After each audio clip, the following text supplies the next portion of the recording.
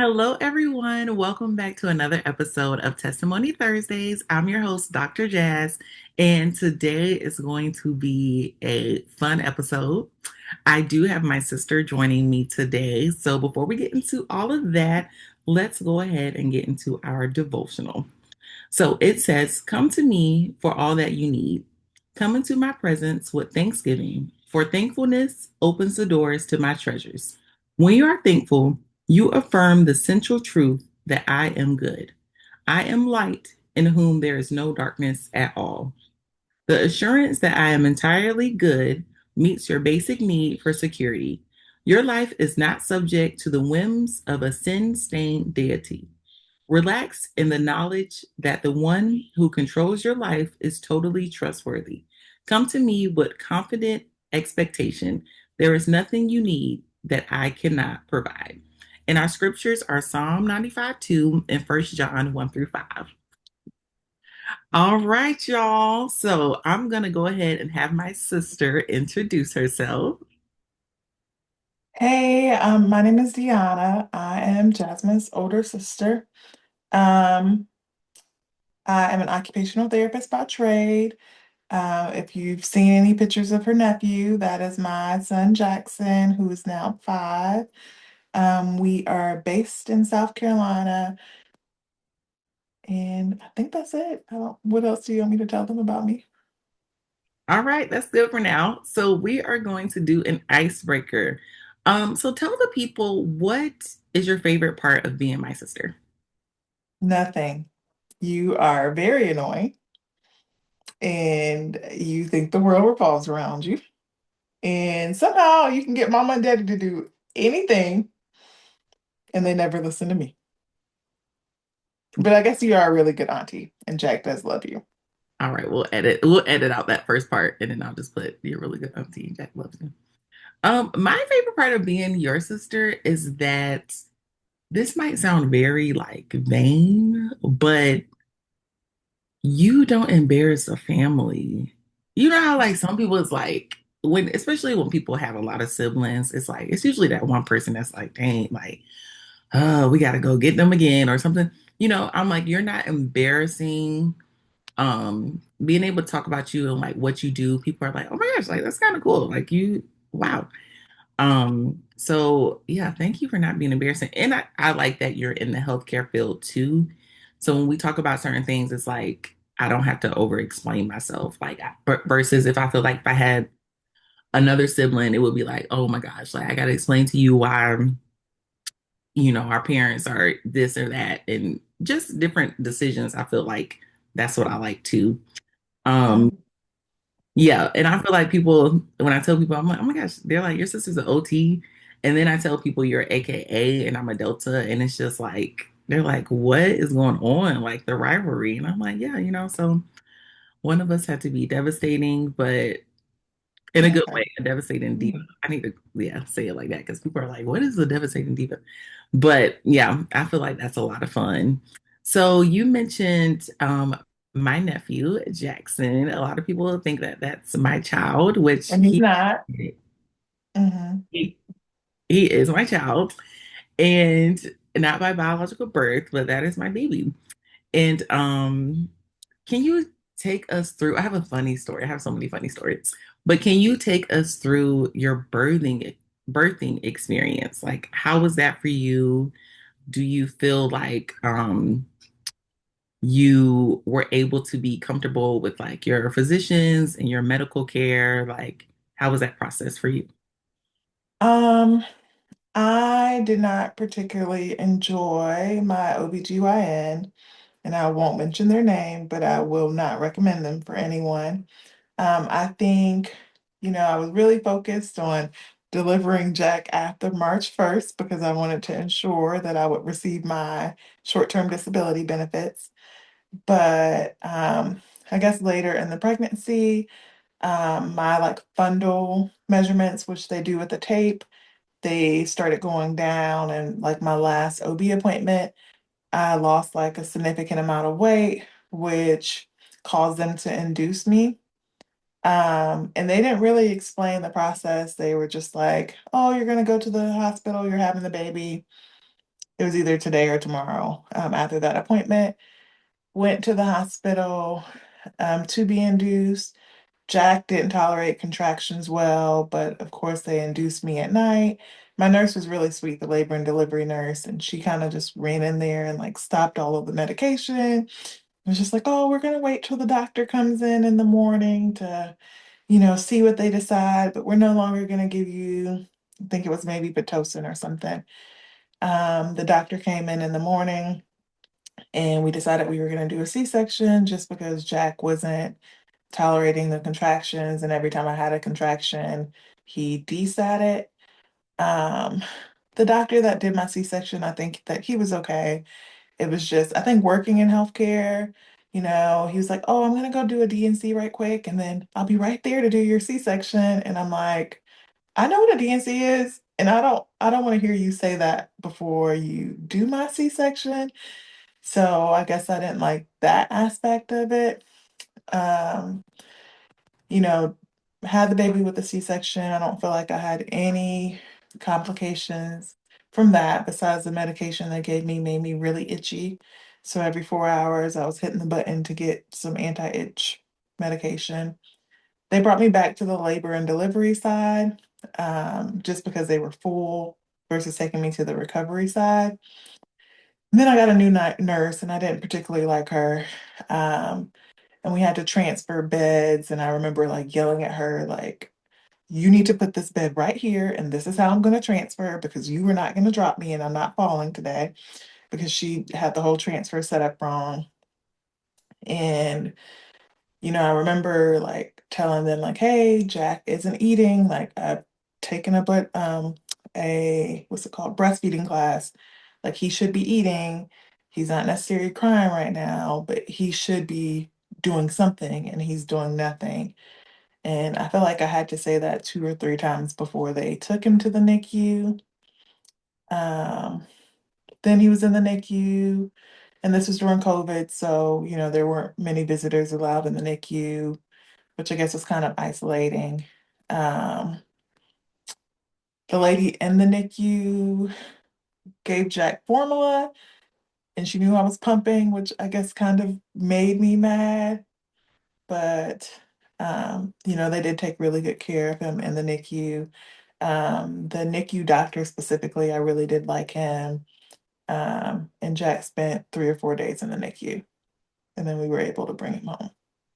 Yeah, thank you for sharing that. I wish I knew how to edit. I'm gonna have to go like on Fiverr or something and have somebody put like pictures of Jackson when he was like in the NICU and he had the tube and everything, so it Yeah. can people can see it when we watch this stuff.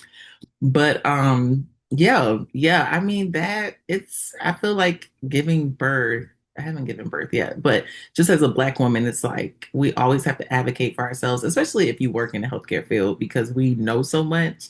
So I feel like that can be a pro, but it also can maybe like step on people's toes and they may not like that. They always say healthcare workers are like the worst patients to have.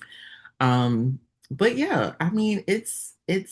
I feel like you had to advocate a lot, and it was an experience to get Jackson on this side, and he's here now, and he's 5. So I'm very proud of you and proud of him for going through that.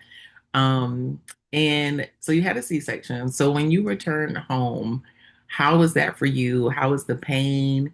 And how did you care for like Jackson while recovering from a C-section? I felt like it was very painful, and I felt like I have a very high tolerance for pain. I spent like 3 or 4 nights in the hospital. I did not have a bowel movement in the hospital. I probably should have fought for them to keep me a little bit longer. Um, the incision pain for me is what bothered me the most, but I try to be really compliant with just like going for walks around the neighborhood. I feel like I probably took narcotic medication for 2 or 3 weeks just because of the pain level intensity. I slept in a chair, like a reclining chair, for 2 or 3 weeks. Um, we moved everything downstairs just because it was easier not to have to go up and down the steps instead of, especially carrying a baby. The nice part about me having a C-section was I think Jack came out. He was like 6 pounds, a little under 7. So he wasn't that heavy, and I kind of know proper lifting techniques. So, when I was holding him, I always held him close to my body. Um, your parents, they didn't let me carry him too much. Mama wasn't really letting me lift anything. We did end up getting like a Nuna car seat, which is not that heavy. So, putting him in and out the car was, I could do it by myself, but no one let me pretty much lift Jack for the first 6 weeks. Yeah. Do you feel like you would have benefited from seeing like a physical therapist or occupational therapist during that time?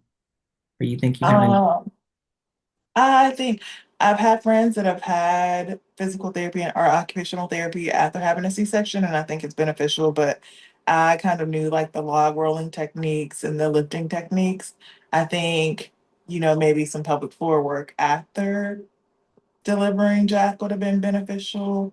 Um, but I feel like Peloton does have a fairly decent programming for like postpartum moms, and just my background of like working out and doing things, I feel like I was able to manage it on my own. Being postpartum is a very slow process in regards to like strength building. yeah, yeah, it definitely takes time. So with postpartum, how did you handle being sleep deprived? Because I always tell the story. And I would come over and sleep over. Everything was downstairs. So I was sleeping on the air mattress. And at this time, my dog nephew was alive, Oakley. And I remember it was probably like 12 o'clock in the morning or something, 1 o'clock in the morning. And Oakley jumped on the air mattress and put a toy on me. And I thought somebody was handing me Jackson. So I was like, I got him, go back to sleep. And I woke up and I was holding a toy and I was like, oh my God.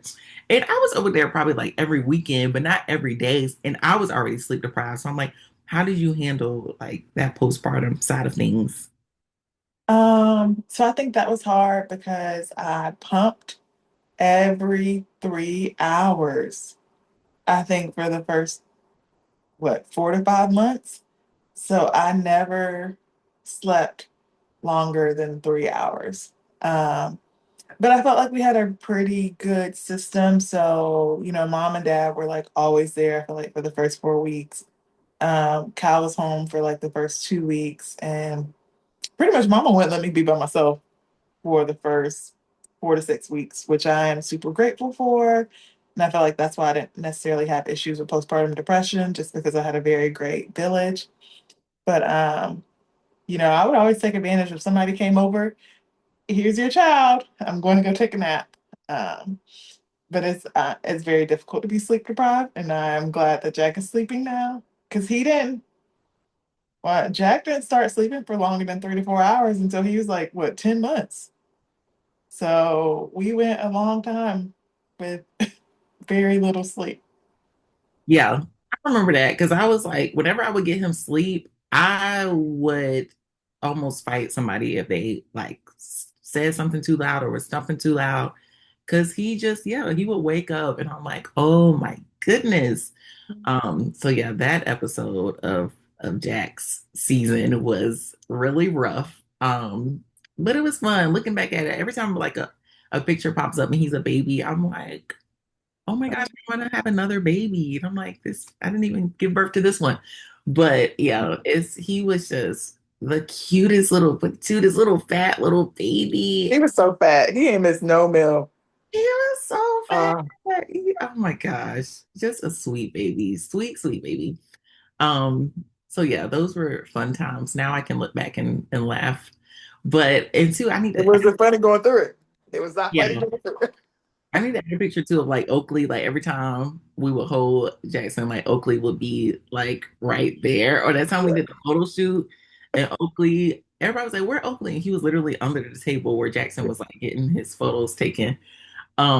So that was so cute. But I ended up story time, y'all. I ended up having to adopt Oakley, the my dog nephew, because he would be jealous of Jackson when Jackson was like really small, and he would like eat Jackson's socks and like just be All his clothes. amazing him. Anything that had milk on it, he would eat. he would eat it, and then he would like jump on like us when we would have Jackson because he wanted to be snuggled up with us. So I ended up like having him live with me. But then when Jackson got older, when Jackson was like 1 and 2, he liked Jackson because Jackson would drop his food for him, and then Oakley would come and eat it. So by that time, he would let Jackson like poke him in the eye and grab his tail and stuff. He's like, I can do this if he gives me food. But yeah, all of that. So let's go through Jackson's like milestones. So, do you remember like when he started rolling? I remember when he started rolling. So I feel like all of the physical milestones, like he hit right on time. So like the rolling, the crawling, the walking. I do remember when he started rolling, he was just so proud of himself and he would just roll and I remember roll. he started rolling because we went to Hilton Head and I it got me and Jackson those matching shirts that we had the half heart and my heart said auntie and his heart said nephew. And I would always do like my pediatric work on Jackson. So I would practice rolling with him, and Mama would be like, "Leave him alone! Like, stop doing that with him." And then Dad was like, "I can do it." And then I remember Dad would practice like crossing over his legs and like rolling him to both sides. So I remember, yeah, around like 4 months is when he was like, "Okay, I can do this." And then Tummy Time, which is amazing.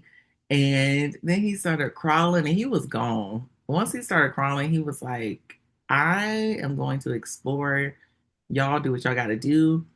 Um, and then, yeah, I remember he started walking a little after 1. I want to say he You know, was, he right before one. He yeah, started, yeah. he started walking, he started taking steps.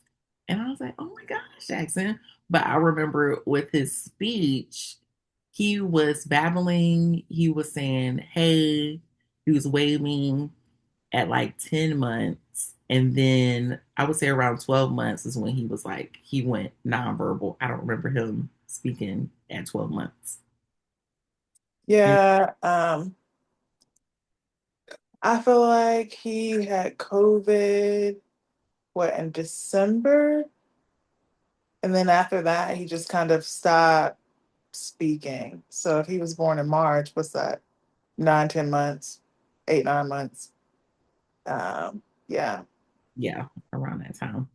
So then from there, we was kind of like, "Ah, maybe we should get him in speech therapy, like get him in early intervention." So then I remember the speech therapist would come to the house and Mhm.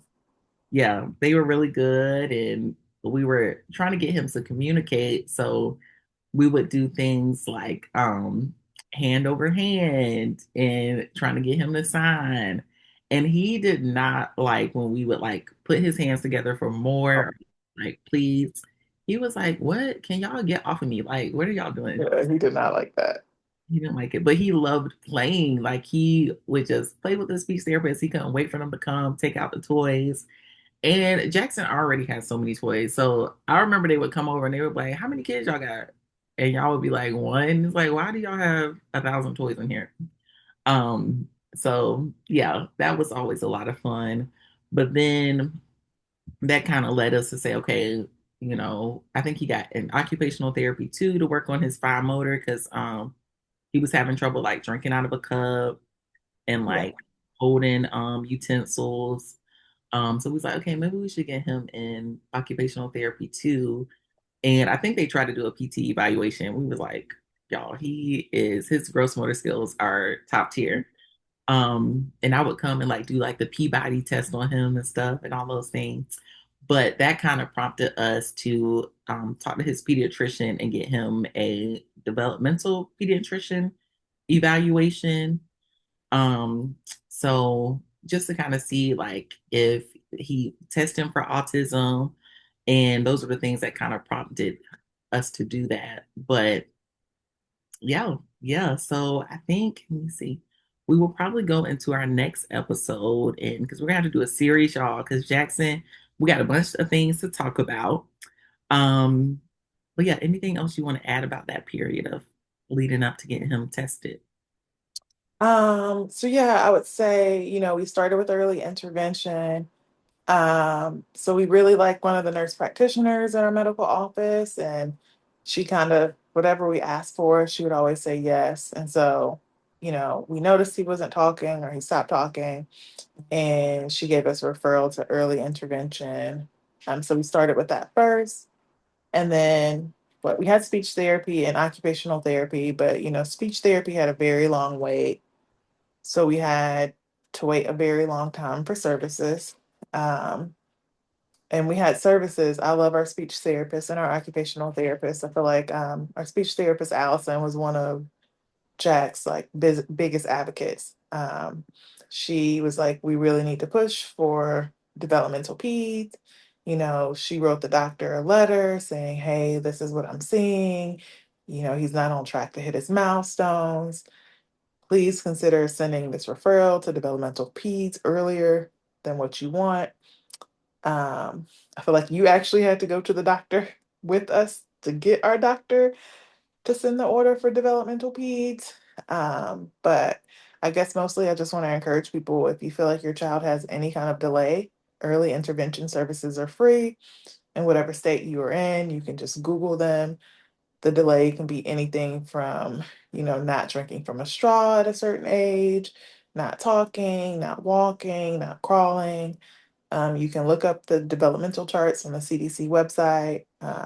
So just know that early intervention is free and it is available for you. And the earlier you get resources, the easier it is to navigate the system, because early intervention only goes from 0 to 3 with no diagnosis.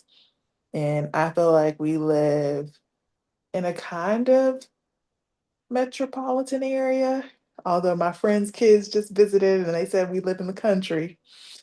But I do feel like we live in a city and we do have decent access to resources, but wait lists are extremely long and you will spend a long time on a wait list. So just please look into early intervention services in your area if you feel like your child has any delays, or if you want your child screened for anything. Yep, yep, because that is a part of IDEA. I think it's part B services.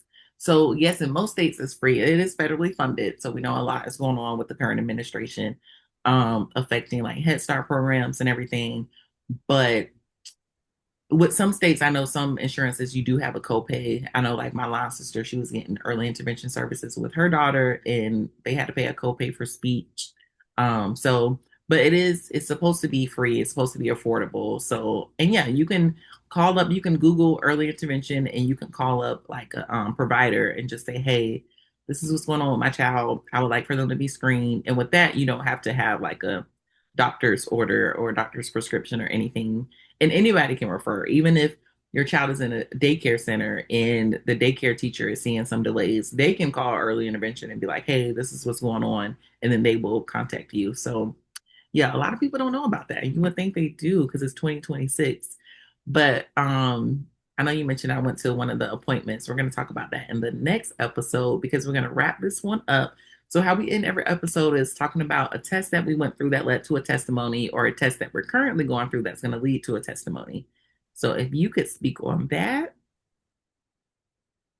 Um, I guess I would say just Jack's diagnosis in general. I think in America it's already hard to be Black, but to be Black with a disability makes it even harder. And if you guys have met Jack, you know that he is not small by any means. So I don't expect for him to be small and, to be Black and perceived as a threat because you have a disability. I always worry about Jack's future. But, Jack went from pretty much being nonverbal to telling me that he wants to go to Hawaii to see his TT. And it is such a blessing. Jack currently goes to school right now for kids that have disabilities, but by the grace of God, we are redoing his IEP tomorrow. I'm not quite sure what his academic future will look like. I think he will still need some supports in the classroom, but Jack has made, just a 180 in regards to turnaround. Now he's still a 5-year-old boy, so he still has those stinky little ways, but just his comprehension, we're counting in Spanish, his ability to wait and follow directions. Um, I think it's just like a huge, blessing. And I think in the beginning, I never saw these things for Jack. So like to see him progress is just, I guess, a miracle. Yeah, yeah. Thank you for sharing that. It's definitely a miracle. And we will talk more about Jack's travel adventures in our next episode because he is only 5 and he has been to Hawaii 3 times. Um, so yeah, it's Jackson is spoiled. And yeah, Very. those worries are valid, but at the same time, I always like tell my sister that Jackson has pretty boy privilege. I know that's bad to say, but he's so cute that I'm like, he's always gonna have like friends and like people that want to like care for him and stick up for him. Cause I'm like, he's literally adorable. Like people are gonna be like, even though he's so huge and he's like bigger than everyone in his class, people are just gonna gravitate to him because he's just so cute. He's just so cute. Bye. So, thank you all for listening to this episode. We are going to continue on the next episode and talk more about Jack's diagnosis. So, make sure you like, comment, and subscribe to Testimony Thursdays. Follow me on Instagram at Dr. Jasmine Blocker. Um, my sister doesn't really have a social media presence, so just follow me and I will post everything that y'all need to see. Yes. And see y'all next episode.